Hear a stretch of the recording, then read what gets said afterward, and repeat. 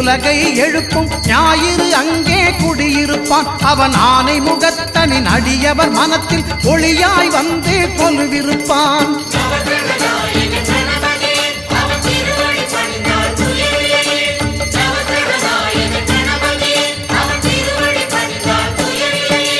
ஒன்பது கோளும் ஒன்றாய் காண அங்கு கற்பகம் என்னும் கடவுளின் மெய்யில்